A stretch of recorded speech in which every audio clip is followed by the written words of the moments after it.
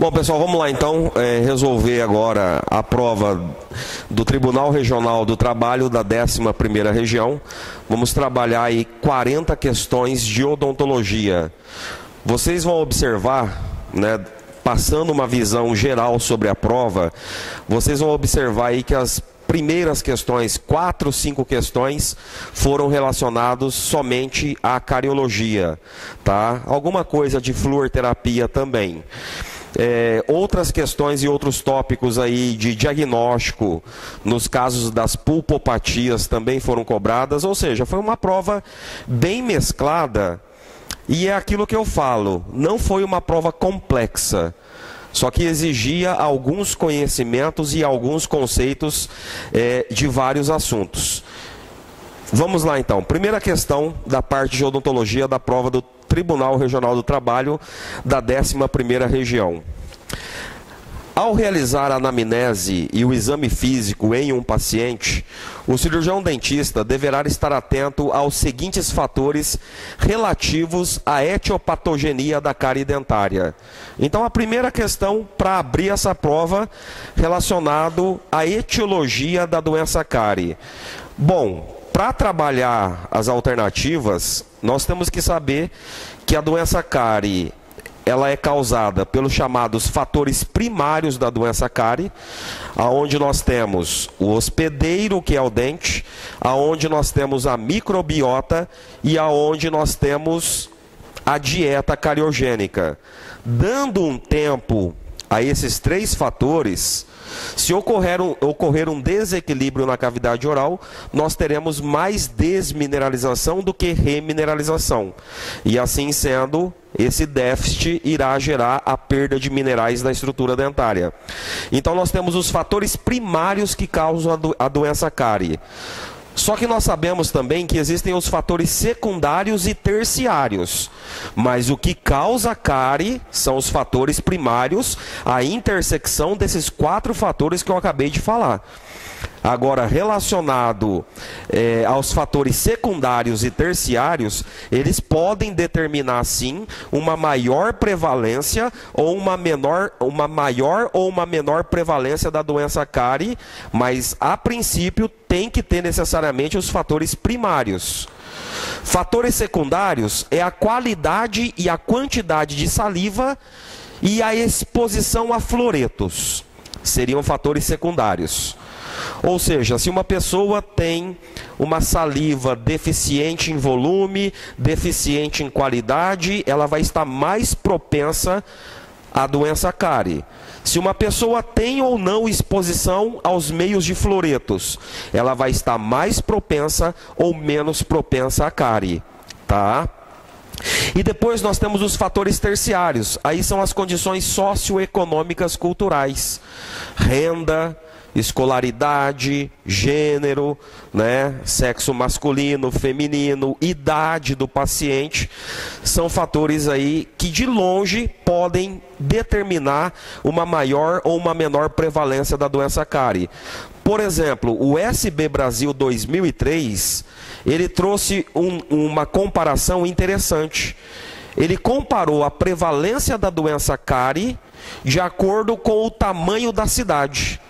E a conclusão que eles chegaram foi que naquelas cidades de menor porte, nós temos uma prevalência da doença cárie em maior intensidade, quando comparado a uma cidade maior, onde proporcionalmente falando a quantidade de doença cárie acaba sendo menor.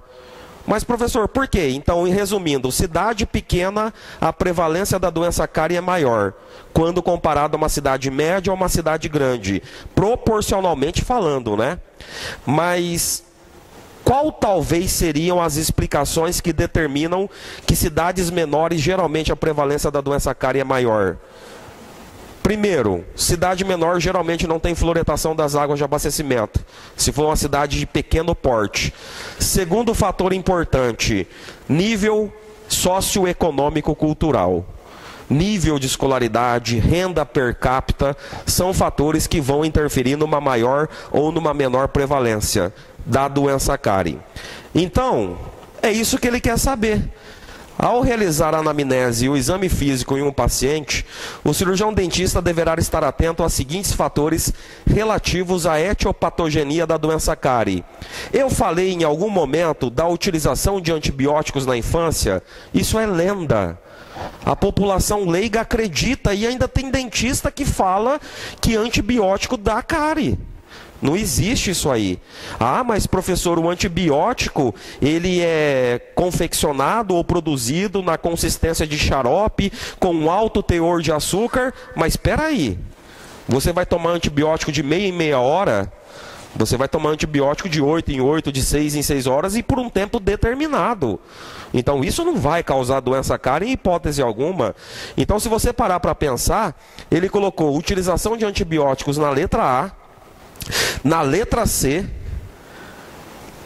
na letra D de dado. Então automaticamente a A, a C e a D você já elimina. Nunca ouvi falar que antibiótico é o responsável por uma maior ou uma menor prevalência da doença cárie. Aí sobrou a letra B de bola, aumento da salivação, acesso e utilização de produtos fluoretados e frequência no consumo de produtos açucarados, ou nível de higiene bucal, acesso e utilização de produtos fluoretados e frequência de consumo de produtos açucarados. De todos os fatores primários, secundários e terciários, qual é a única alternativa que contém esses fatores que eu acabei de fazer referência? Entre a letra B e a letra E. Mas professor, se eu tenho um aumento da salivação, isso é positivo, né? Isso não vai determinar uma maior prevalência da doença cárie. É um fator positivo.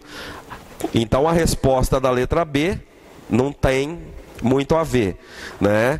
E se nós pararmos, nível de higiene bucal, acesso e utilização de produtos fluoretados e frequência de consumo de produtos açucarados são os fatores relacionados dentro das alternativas que foram dadas, são os fatores que estão diretamente relacionados ao aparecimento da doença cárie, levando-se em consideração as alternativas que ele colocou nessa primeira questão. Então, revendo rapidamente, como eu falei, lá na década de 60, um autor chamado Case, ele postulou a famosa tríade de Case, onde ele explicou o aparecimento da doença cárie na intersecção de 3 fatores. Eu preciso de um hospedeiro, que é o dente. Eu preciso da microbiota, mas não é qualquer micro-organismo, é uma microbiota cariogênica, Streptococcus. E eu preciso de açúcares, de uma dieta rica em carboidratos, rica em sacarose, e na intersecção desses 3 fatores, eu terei o aparecimento da doença cárie. Quando Case postulou isso, eram apenas 3 fatores, por isso que é chamado de tríade de Case. Posteriormente, na década de 80, esse autor chamado Nilbrum, ele adicionou o 4º fator, que é o fator tempo. Ele olhou para a tríade de Case e ele falou, não, está faltando alguma coisa aí. Nós precisamos dar um tempo a esses 3 fatores para que haja o desenvolvimento da doença cárie. Esses são os fatores primários para a doença cárie, segundo a literatura. E como eu falei anteriormente, nós temos os fatores secundários e os fatores terciários para a doença cárie. Fatores secundários da doença cárie é flúor e saliva, como eu já expliquei anteriormente. E os fatores terciários, aqui entra idade, sexo, aqui entra condições socioeconômicas, nível de escolaridade, são fatores que de longe podem sim determinar uma maior ou uma menor prevalência da doença cárie na população, ok?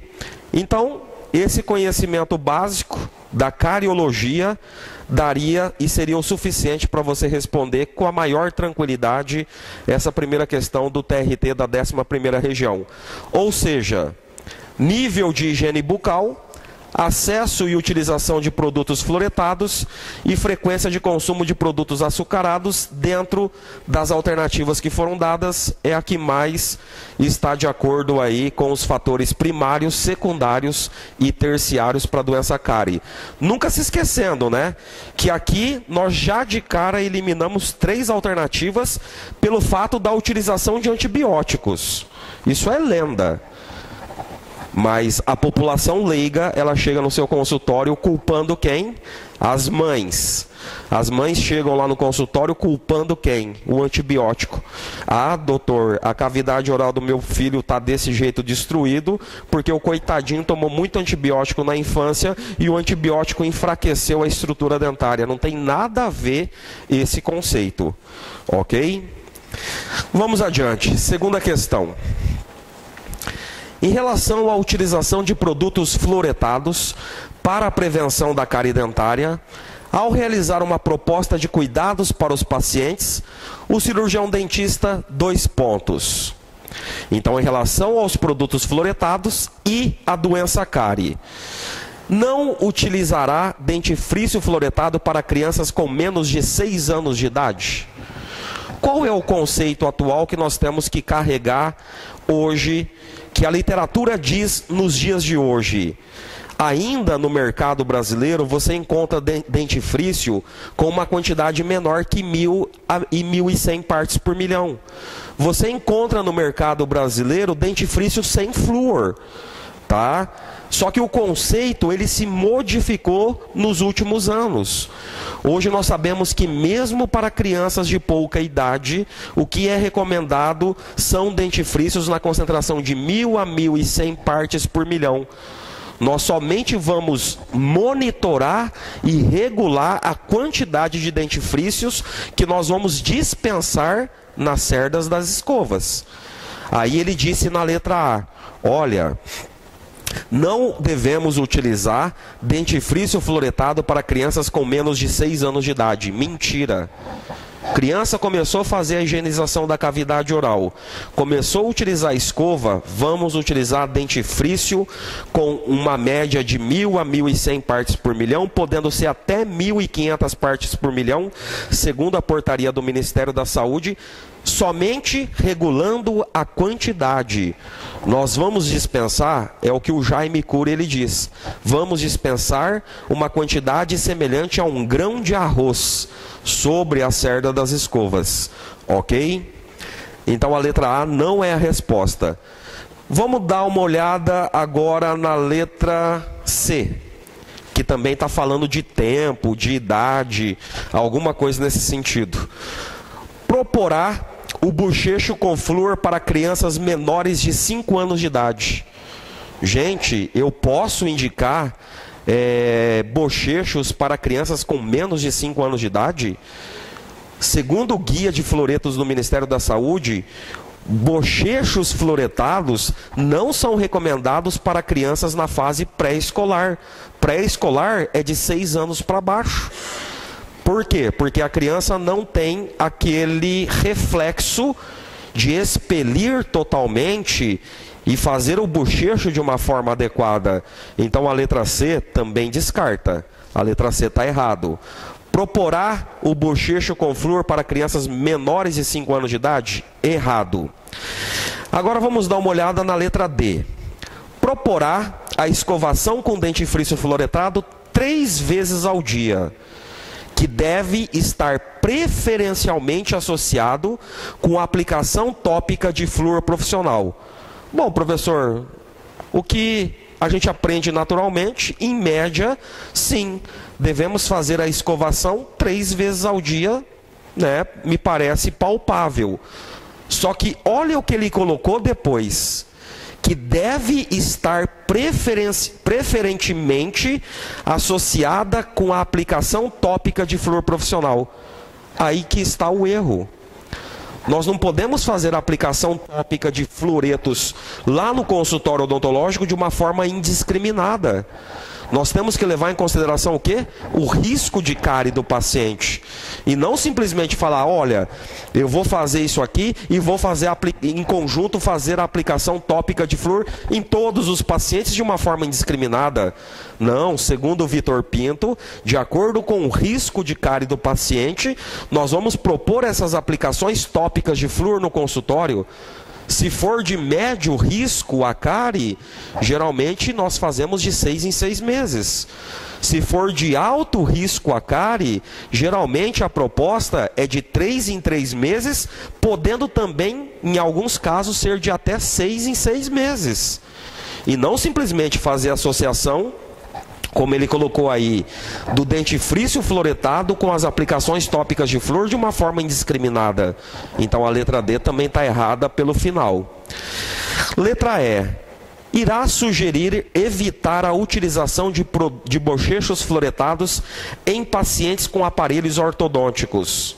Irá sugerir e evitar a utilização de bochechos fluoretados em pacientes que tem os aparelhos ortodônticos. Aparelhos ortodônticos nós sabemos que modificam o risco de cárie do paciente pela maior retenção de placa. E justamente nesses pacientes, geralmente é recomendado, além dos dentifrícios fluoretados, além da fluoretação das águas de abastecimento, fazer aí o uso de bochechos contendo fluoreto, sim, devido ao risco do paciente que ele se encontra no momento pelo uso dos aparelhos ortodônticos. Professor, então sobrou a letra B. Em relação à utilização de produtos fluoretados para a prevenção da cárie, ao realizar uma proposta de cuidado para o paciente, o cirurgião dentista fará a combinação do consumo de água de abastecimento público e dentifrícios fluoretados. É o mais palpável, e nós sabemos, quando nós falamos em coletividade, né, temos a fluoretação das águas de abastecimento e também a recomendação do uso de dentifrícios fluoretados, como sendo considerados os dois métodos, né, mais democráticos, aonde nós podemos levar fluoretos à comunidade. Então, nós trabalhamos aqui essa questão de número 2 por exclusão, através de conhecimento. Né? Crianças com menos de 6 anos têm que utilizar dentifrício fluoretado. Bochecho eu não posso em criança com menos de 6 anos, como ele colocou na letra C. Na letra D, ele falando que eu tenho que fazer a aplicação tópica de flúor associada ao dentifrício fluoretado. Mas espera aí, eu vou fazer essa aplicação tópica de flúor não é em qualquer paciente.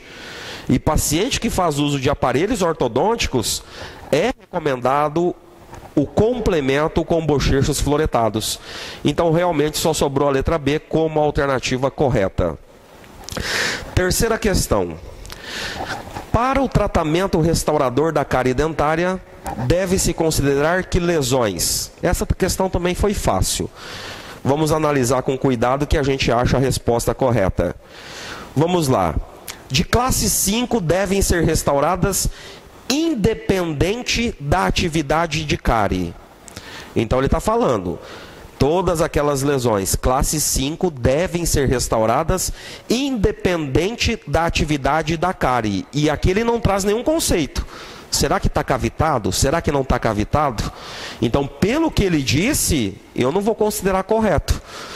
Devem ser restaurados independente da atividade de cárie? E se tiver uma lesão classe 5 sem cavitação e paralisada?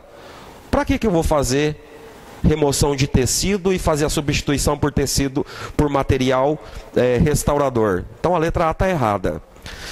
Deve-se considerar que lesões iniciais de classe 5 não podem ser controladas por medidas como a escovação com dentifrício fluoretado. Errado também. Nós sabemos que o conceito hoje, a tentativa é paralisar e reverter o processo, né, utilizando substâncias contendo flúor. Então também está errado. Letra C. De classe 2 ativas e com cavitação em dentina já, requerem tratamento restaurador? Sim ou não? Tá certo, né? Se eu tenho uma classe 2, lesão de classe 2 ativa, já tem cavitação em dentina, Gente, não tem como reverter. Isso aqui eu vou ter que fazer o tratamento restaurador com a maior certeza do mundo. Letra D. Iniciais de cicatrículas e fissuras sem envolvimento da dentina devem ser restauradas? Não. Hoje até existe aquele conceito, né? Quando nós falamos de selamento, podemos fazer o selamento de cáries incipientes restritas ao esmalte. Porque a partir do momento que você faz o selamento, você interrompe o circuito metabólico e aquelas bactérias que estão ali dentro das cicatrículas e fissuras, elas se tornam inviáveis com o passar do tempo, porque o alimento não chega mais até elas e com isso há uma paralisação do processo carioso. Então, posso fazer selamento de cárie incipiente em esmalte? Pode. Esse é o conceito que você tem que carregar. E ele está dizendo aqui na letra D. Iniciais em cicatrículas e fissuras sem o envolvimento da dentina devem ser restauradas? Não. Eu posso controlar e tentar paralisar todo esse processo. Do tipo fenda nas margens da restauração, constitui em critério de indicação para sua substituição? Então, lesões do tipo fenda nas margens da restauração constituem critério de indicação para sua substituição? Não. Não é só porque eu tenho uma fenda que eu vou ter que substituir e entrar naquele chamado ciclo restaurador repetitivo. Então, uma questão fácil, né? Não tem muito o que a gente discutir, simplesmente trabalhando o conceito hoje da odontologia minimamente invasiva. Diga.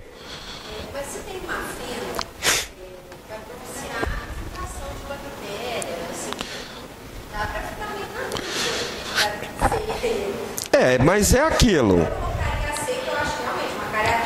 Uma cárie ativa, indentina, que tem cavitação, tem que restaurar. Tá? Lesões do tipo fenda nas margens da restauração constituem critério de indicação para sua substituição?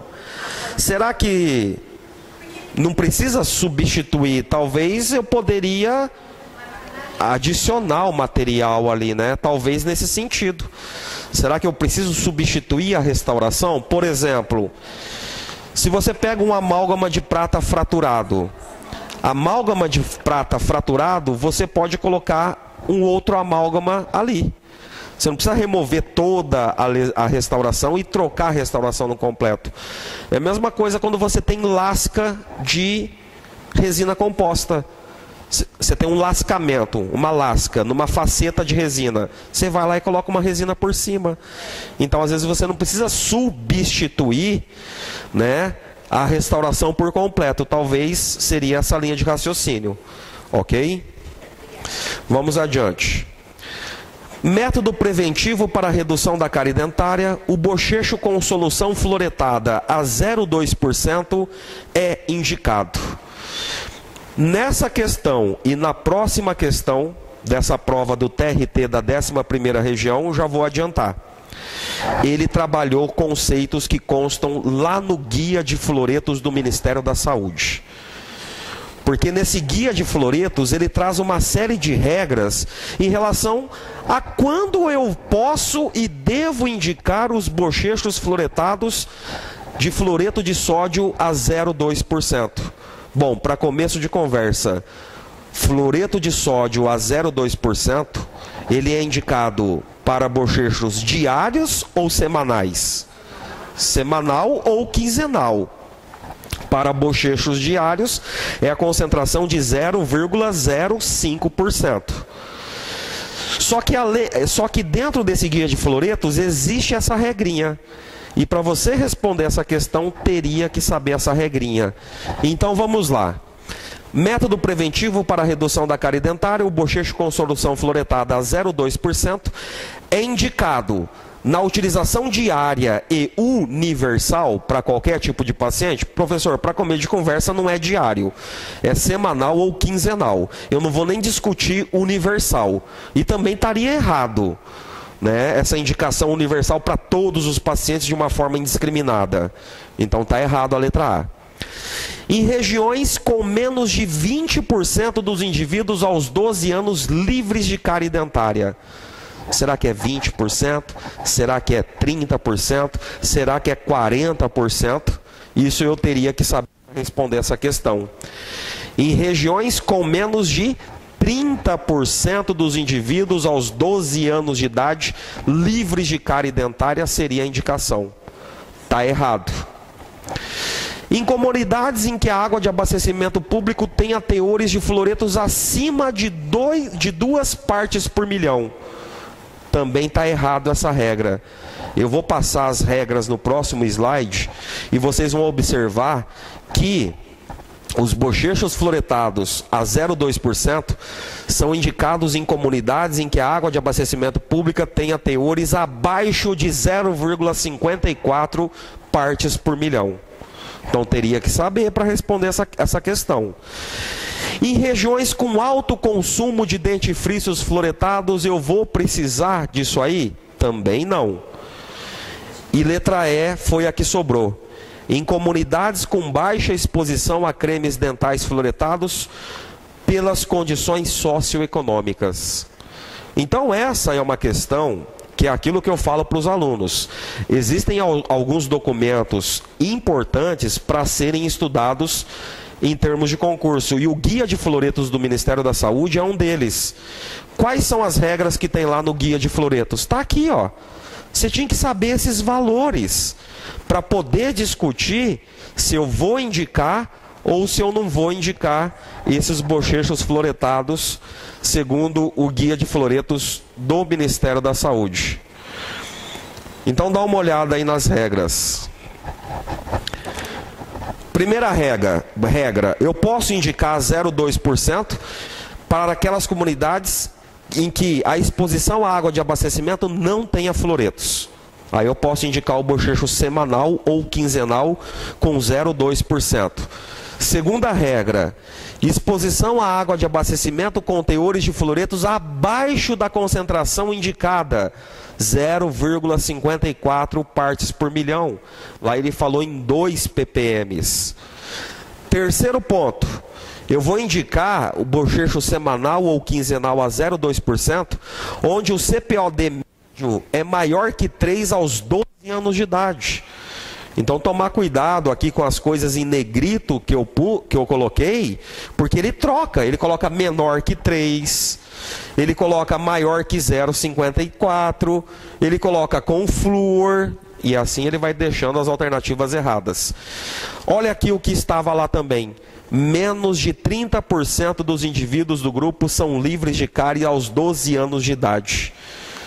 Então, menos de 30% da população são livres de cárie.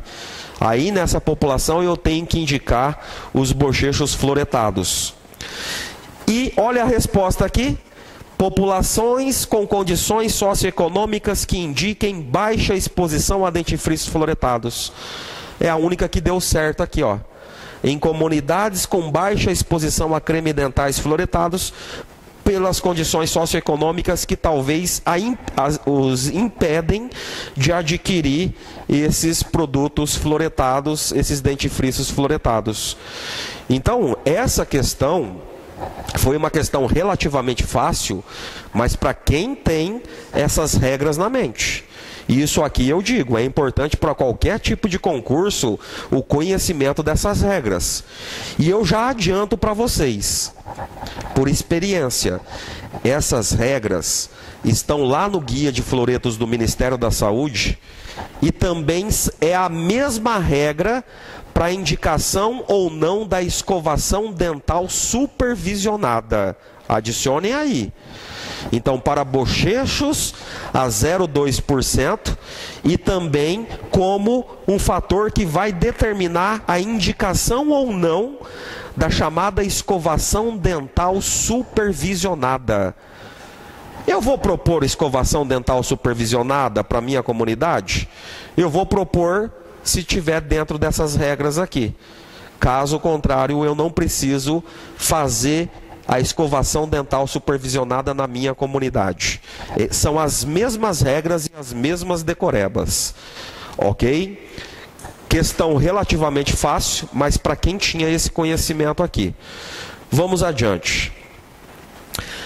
Água de abastecimento público fluoretada é uma tecnologia de saúde pública que... Vamos começar de baixo para cima agora. Água de abastecimento público fluoretada é uma tecnologia de saúde pública que, letra E, implica evitar a utilização de dentifrícios não fluoretados em regiões e cidades que disponham dessa medida preventiva? Uai, então se a cidade tem fluoretação das águas de abastecimento, eu tenho que falar para a população não utilizar dentifrício sem flúor. Errado. Esse conceito não existe. Porque tem fluoretação das águas de abastecimento, eu vou contraindicar os dentifrícios contendo fluoretos? Onde você viu essa regra? Não existe nenhuma indicação nesse sentido. Letra D. Está concentrado nas regiões e municípios com os piores indicadores sociais no Brasil? Fluoretação das águas de abastecimento está concentrado nas regiões e municípios com os piores indicadores sociais no Brasil? Antes tivesse, seria bom. Como nós sabemos, a região norte e nordeste do país, que apresentam os piores índices socioeconômicos, são as regiões que nós temos uma menor quantidade de municípios com fluoretação das águas de abastecimento. E realmente era lá que a fluoretação das águas de abastecimento precisaria chegar com uma certa urgência. Mas, professor, fluoretação das águas de abastecimento não é um método barato, não é um método fácil, não é um método seguro? É. Mas por que eles não fazem a fluoretação das águas de abastecimento lá na região norte ou nordeste do país? Porque boa parte das cidades não tem nem saneamento básico. Se não tem saneamento básico, água encanada, como vai fazer fluoretação das águas de abastecimento? Simplesmente é essa matemática, é essa lógica. Letra C, então está errado a D. C, a Organização Mundial da Saúde tem recomendado substituir pelo dentifrício fluoretado? Em hipótese alguma. A Organização Mundial da Saúde, ela fala dessa complementação, fluoretação das águas de abastecimento, mais dentifrícios fluoretados. E não os dentifrícios fluoretados substituir a fluoretação das águas de abastecimento.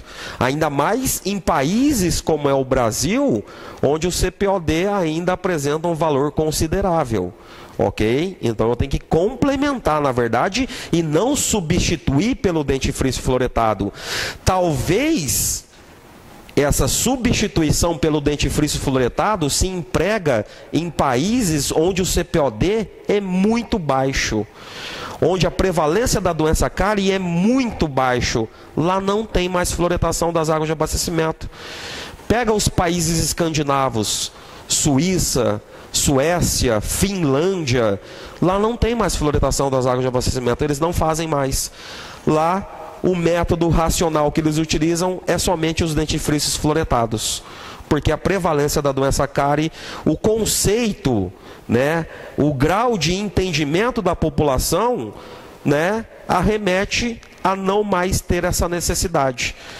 Mas, de forma alguma, nós podemos pensar isso em termos de América Latina, em termos de Brasil e em termos de boa parte dos países do mundo, onde a prevalência da doença cárie ainda é considerável. Letra B. Deve ser utilizada apenas nas regiões e cidades em que o índice CPOD for maior que 3 aos 12 anos de idade. Professor, será que fluoretação das águas de abastecimento, ela segue essas regras aqui também? Porque se ela seguir, tá certo. CPOD médio maior que 3 aos 12 anos de idade. Olha o que ele disse na letra B. Deve ser utilizado apenas nas regiões e cidades em que o índice CPOD for maior que 3 aos 12 anos de idade. Errado. Isso não se emprega para a fluoretação das águas de abastecimento. Tá? Isso não é empregado para a fluoretação das águas de abastecimento. E eu vou explicar. Professor, então, fluoretação das águas de abastecimento é indicado Em quais situações? Daqui a pouco eu te dou a resposta num único slide. Professor, então somente sobrou a letra A. A fluoretação das águas de abastecimento é uma tecnologia de saúde pública que é um elemento essencial da estratégia brasileira de promoção de saúde e é um eixo norteador da Política Nacional de Saúde Bucal. Então, para quem começou a ler de cima para baixo, logo na letra A já achou a resposta correta. Porque nós sabemos que um dos carros-chefes da Política Nacional de Saúde Bucal, que é o vulgo Brasil Sorridente, que foi lançado no ano de 2004, era o quê? Ampliar a fluoretação das águas de abastecimento no Brasil. E ele coloca muito bem determinado, é em prioridade brasileira expandir a fluoretação das águas de abastecimento no território brasileiro. Então, é uma política, é um eixo norteador realmente da Política Nacional de Saúde Bucal, a ampliação da fluoretação das águas de abastecimento. Então teria que ter esse conhecimento. Mas, professor, fluoretação das águas de abastecimento é indicada para quem? Para toda a população. Não entra nenhuma daquelas regras. CPOD maior que 3, fluoretação, e não entra. Só é indicado, segundo o guia de fluoretos, para toda a comunidade. E aqui é o que está escrito na Política Nacional de Saúde Bucal, que é o Brasil Sorridente. Entende-se que o acesso à água tratada e fluoretada é fundamental para as condições de saúde da população. Isso aqui é o documento que está escrito no Brasil Sorridente. Copiei e colei. Sim, viabilizar políticas públicas que garantam a implantação da fluoretação das águas, ampliação do programa aos municípios com sistemas de tratamento, é a forma mais abrangente e socialmente justa de acesso ao flúor. Nesse sentido, desenvolver ações intersetoriais para ampliar a fluoretação das águas no Brasil é uma prioridade governamental. Isso aqui eu retirei na íntegra da Política Nacional de Saúde Bucal. Então é um dos eixos que vão nortear o que nós vamos fazer em relação às melhorias de saúde bucal da população brasileira. Garantindo continuidade e teores adequados nos termos da Lei 6.050 e normas complementares. Com a criação e o desenvolvimento de sistemas de vigilância compatíveis, a organização de tais sistemas compete aos órgãos de gestão do SUS. Ou seja, fluoretação das águas de abastecimento é uma prioridade da Política Nacional de Saúde Bucal. Vamos ampliar, é um elemento essencial da estratégia brasileira para promover saúde bucal na comunidade brasileira. Então, uma questão relacionada a políticas públicas de saúde, e quem tinha esse conhecimento, né, não se enroscaria em nenhuma das outras alternativas. Ok? Indicação, a regra, toda a população. Não existe.